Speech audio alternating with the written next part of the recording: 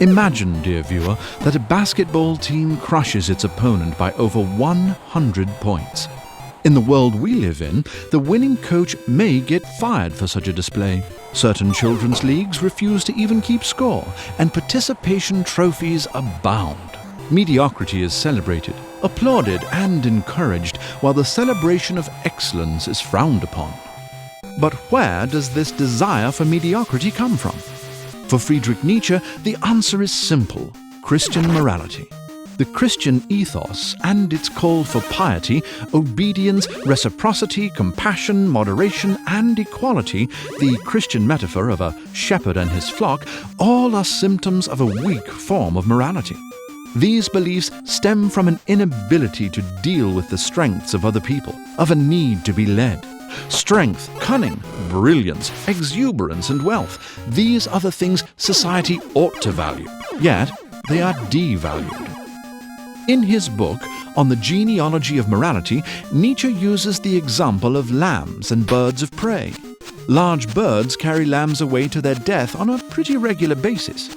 It would be understandable for the lambs to call birds evil, but to Nietzsche the terms good and evil don't make sense because the will to power complicates these concepts.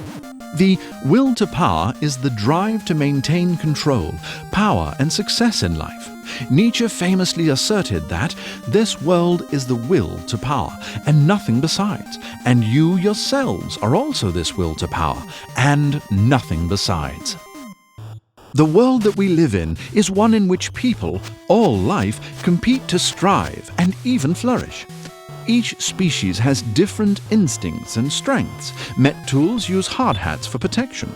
Tiger and lion bots eat tourists, and Iceman uses his cold, steely eyes to freeze his prey. The will to power isn't just biological. Every choice we make, all of the techniques that we use to live a happy and content life are all part of our will to power, of our desire to thrive in the world. If a tiger eats a tourist, that's good for the tiger, not the vacationer. For Nietzsche, the will to power is that part of us that annihilates moral considerations. From the beginning of time, the lions of the world have eaten the lambs. Though one may argue that's not how the world ought to be, that's just the way it is. Through the valorization of a single code, a universal morality that dictates what is good and evil, Christian morality keeps people in line.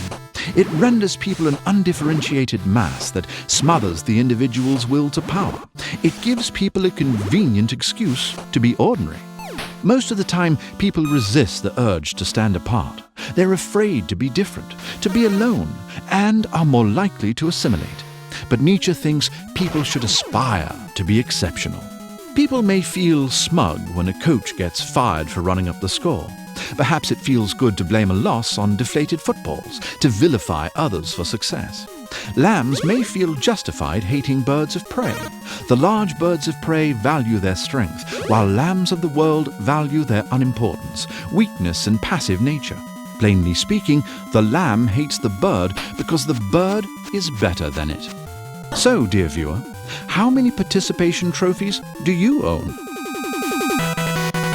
Hello, dear viewer. If you like the show, some other ways you can show your support is by liking this video, sharing it, and subscribing to the channel.